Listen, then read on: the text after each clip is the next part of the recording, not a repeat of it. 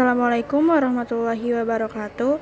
Kami dari kelompok 7 ingin membahas tentang perlawanan rakyat Indonesia melawan penjajahan kolonial Belanda. Halo, perkenalkan nama saya Belgiana Sudira dari 11 IP1, absen 1. Nama saya Agatha Nela Pasramadea, absen kedua. Nama saya Fadila Febriani, absen 15. Nama saya Ganurkana Nanarja, absen 20. Nama saya Muhammad Fahri Salim, absen 31. Nama saya Najwa Aurelia, absen 34. Ada apa aja sih perang-perang melawan penjajahan kolonial Belanda dulu?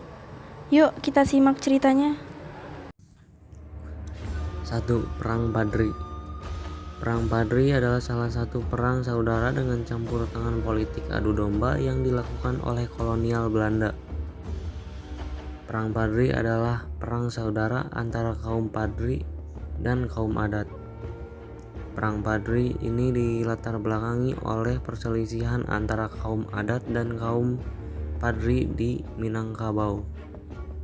Kaum Padri ini terdiri dari sekelompok ulama yang baru saja kembali dari Timur Tengah dan ingin memurnikan ajaran Islam di daerah Minangkabau. Kaum Padri berusaha untuk menghilangkan unsur adat di daerah Minangkabau karena tidak sesuai dengan ajaran agama Islam. Karena hal itulah kemudian muncullah perang. Tokoh terkemuka dalam perang Padri seperti Tuanku Imam Bonjol, Tuanku Tambusai, Tuanku Nan Receh, dan lainnya. Jalannya perang tahap 1 pada tahun 1803 sampai 1821. Pada tahapan pertama ini terjadi bentrokan dan peperangan antara kaum Padri dan kaum adat murni tanpa adanya bantuan dari pihak asing atau Belanda. Dalam perang ini, kaum adat merasa kewalahan, akhirnya meminta bantuan Belanda untuk imbalan sebagian wilayah Minangkabau. Tahap 2 pada tahun 1822 sampai 1832. Pada tahap kedua ini terjadi peperangan yang terjadi antara kaum Padri dengan kaum adat yang dibantu oleh Belanda. Kaum Padri dipimpin oleh Datuk Bundaro. Namun setelah beliau wafat digantikan oleh Tuanku Imam Bonjol. Kaum Padri dengan taktik gerilya dapat mengacaukan pertahanan Belanda. Belanda yang kewalahan pun akhirnya mengadakan perundingan tanggal 22 Januari 1824 diadakan perjanjian Mosang dengan kaum Padri. Namun kemudian dilanggar oleh Belanda. Kemudian diadakan perjanjian Padang pada tanggal 15 November 1825. Alasan Belanda melakukan perundingan dan perjanjian sendiri adalah karena tidak mampu membendung serangan Padri sebab bantuan dari Jawa tidak dapat datang karena sedang terjadi perang di Ponorogo. Belanda kemudian menyerang kembali kaum Padri di bawah pimpinan Letnan Kolonel Elaut yang disusul dengan pasukan di bawah pimpinan Mayor Misil setelah berakhirnya perang di Ponorogo. Hingga pada tahun 1832 Belanda mendapatkan bantuan dari Jawa. Tahap 3 pada tahun 1833 sampai 1838. Perang tahap ketiga ini adalah masa bersatunya kaum adat dan kaum Padri untuk mengusir Belanda yang dipimpin oleh Tuanku Imam Bonjol. Pada tahun 1832 dengan cepat lintau Bukit Komang Bonjol dan hampir seluruh daerah Agam dapat dikuasai oleh Belanda. Melihat kenyataan ini, baik kaum adat maupun kaum Padri menyadari arti pentingnya pertahanan. Akhirnya kaum Padri pun dan kaum adat bersatu melawan penjajah. Kemudian terjadi pertempuran yang sangat sengit. Pertempuran pada tanggal 12 Agustus, Belanda memerlukan waktu 2 bulan untuk dapat menduduki benteng Bonjol yang didahului dengan pertempuran yang sengit. Akhir dari Perang Badri sendiri adalah ditangkapnya Tuanku Imam Bonjol setelah terjadi pengepungan benteng Bonjol, dan Tuanku Imam Bonjol dapat ditipu dan ditangkap. Peperangan masih berlanjut dan benteng terakhir dari kaum Padri di Dalu akhirnya dapat dikuasai oleh Belanda pada 28 Desember 1883. Tuanku Imam Bonjol yang dibawa ke Padang, lalu Tuanku Imam Bonjol diasingkan ke Cianjur pada tahun 1838. Kemudian tahun 1839 dipindahkan ke Ambon, 3 tahun kemudian dipindahkan ke Manado sampai dengan meninggal dalam usia 92 tahun. Tuanku Imam Bonjol sendiri dibawa ke Padang dan diasingkan ke Cianjur pada tahun 1838. Lalu pada tahun 1839 dia dipindahkan ke Ambon lalu meninggal di usia 92 tahun pada 6 November 1864 di Lota Minahasa.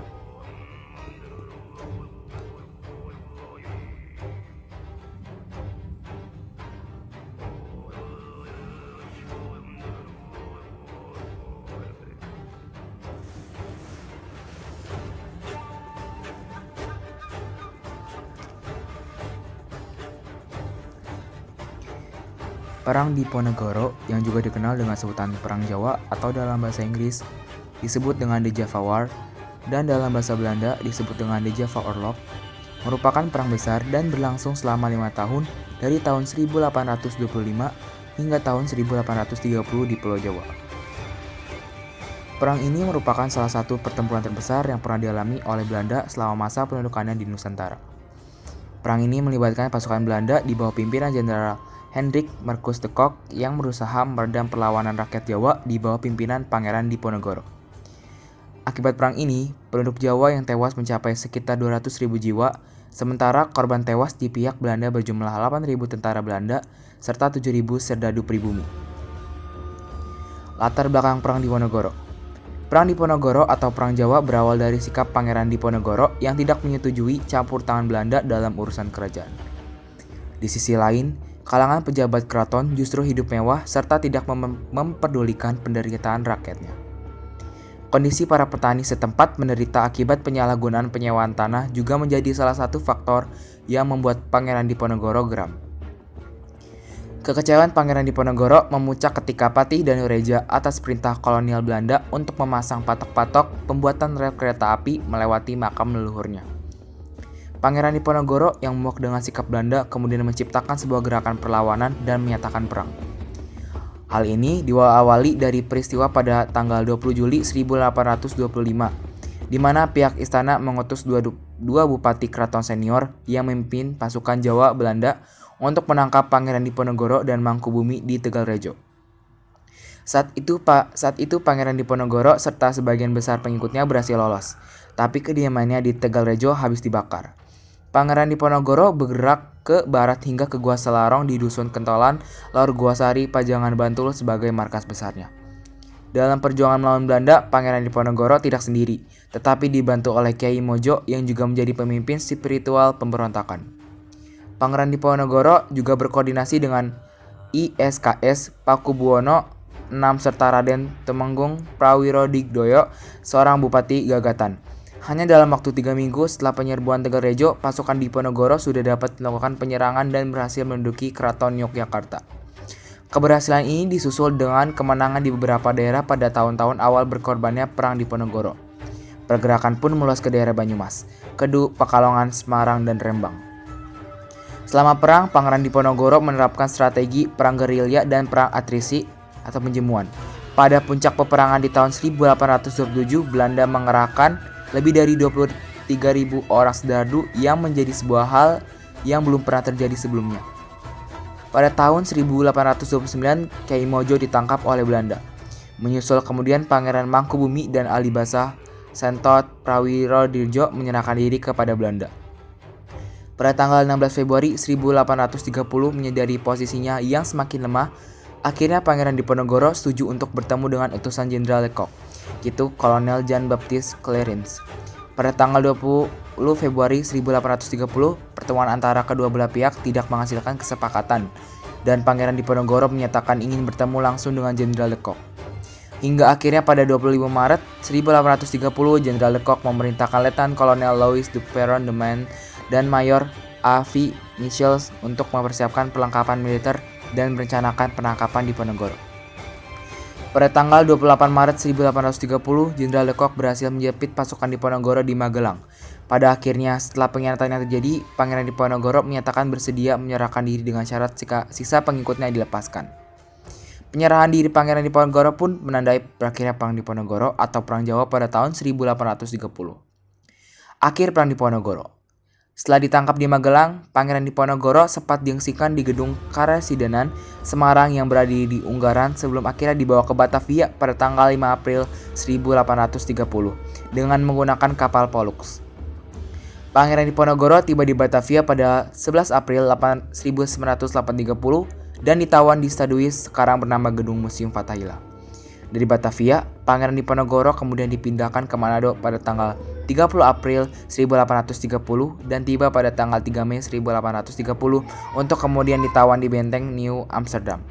Pada tahun 1834, Pangeran Diponegoro dipindahkan ke Makassar dan terus diasingkan hingga wafat di Benteng Rotterdam tanggal 8 Januari 1855. Perang Jagaraga.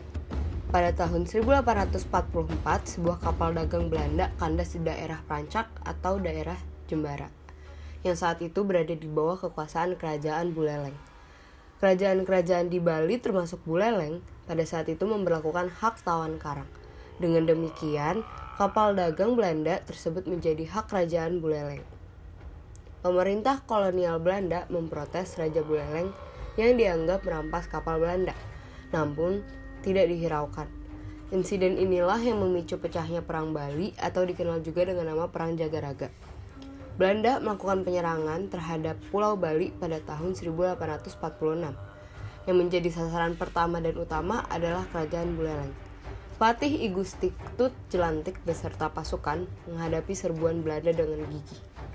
Pertempuran yang begitu heroik terjadi di Jagaraga yang merupakan salah satu benteng pertahanan Bali. Belanda melakukan serangan mendadak terhadap pasukan Bali di benteng Jagaraga. Dalam pertempuran tersebut, pasukan Bali tidak dapat menghalau pasukan musuh. Akhirnya pasukan I Gusti Ketut Jelantik tersedak dan mengundurkan diri ke daerah luar benteng Jagaraga.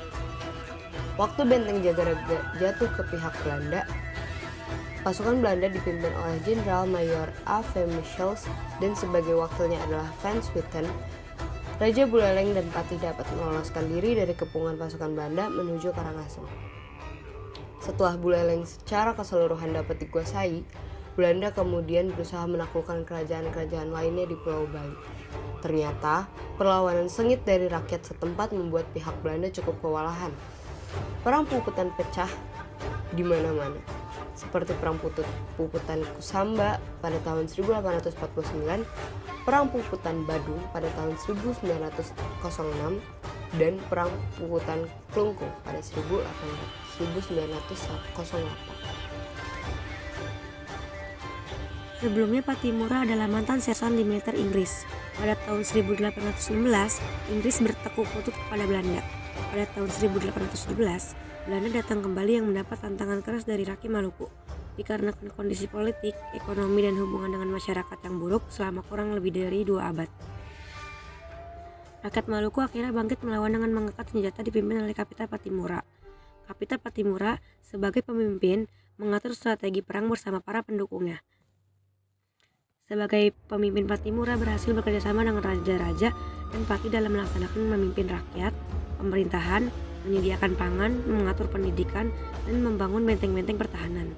Dalam perjuangan melawan Belanda, Pattimura juga berhasil menggalang persatuan dan kerjasama dengan kerajaan Ternate dan Tidore, kerajaan-kerajaan Bali, Sulawesi, dan Jawa.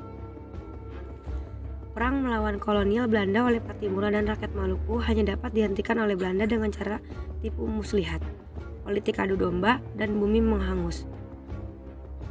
Di wilayah Sapapura, Patimura dipilih oleh rakyat untuk memimpin perlawanan kepada Belanda. Patimura pun dihebatkan dengan gelar Kapiten Patimura. Pada 16 Mei 1817 terjadi pertempuran yang sengit. Rakyat Sapura dipimpin oleh Kapita Patimura berhasil merebut benteng Duurstede.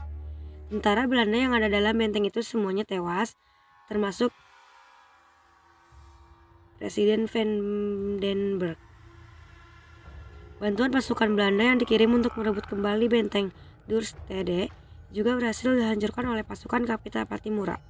Selama 3 tahun, benteng Duurstede dikuasai pasukan pemimpin Kapita Patimura.